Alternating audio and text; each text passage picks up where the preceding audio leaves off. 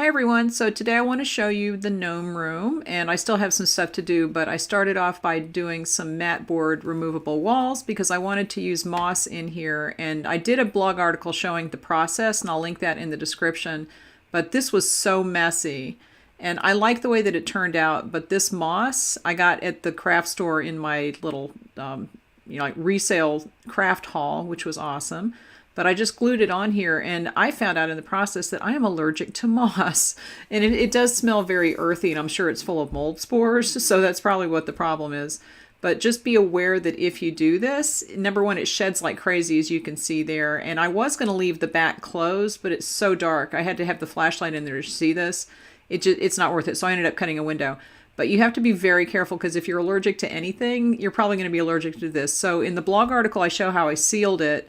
And it was a mess. It's a mess. So just be aware that if you're using moss in any kind of capacity, I don't know why most people would, but it fits with a gnome room. But it just is a messy thing. So these are some flowers that I also got in my resale craft haul, and I'll post that video at the end of this one. But I just glued these on, and I think at some point I start speeding this up. And I wanted the whole wall to be covered with moss and flowers. Not that this is an accurate representation of the forest, but I wanted to give it that kind of a feel. And I do apologize for this being a vertical format, but I took all these videos on my phone, so that's just how that goes. But I glued everything on, and it came out pretty well. After this, at this point, I sealed it. And like I said, I will put the link to the blog article there, but this is what it looked like after I cut the window out. And I really liked it. And then I had to do the flooring. So I pulled that board out, and this is in there now. This is the floor, and I got some paper at the craft store that looked like stones and grass, and I think it's actually moss. It's very wrinkly, but it did flatten out as it dried. And I'm actually going to go back and put some 3D elements on there. So this is just kind of a template to show me where to put things. And I glued on a little fence. I went ape at the craft store.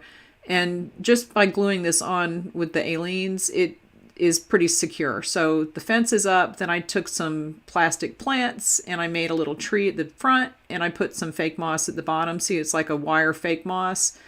I made this to put in the back. And this is like a little miniature flower pot with the plants stuck in there upside down and then covered with the moss. And there you can see it kind of in the back. It's just very dark. I put the little sealed gingerbread house that I did in another video in there. And I think the gnomes are in there. I think I added another gingerbread house at the end. Yeah, there's the two little gnomes. I had them kind of hanging around. And I added another house. I decided that I would put another house in there because there's like an empty space in the back. So I will link to the blog post about how to seal the walls, because it was a hot mess. It was a process, but it did work. And that's it for today.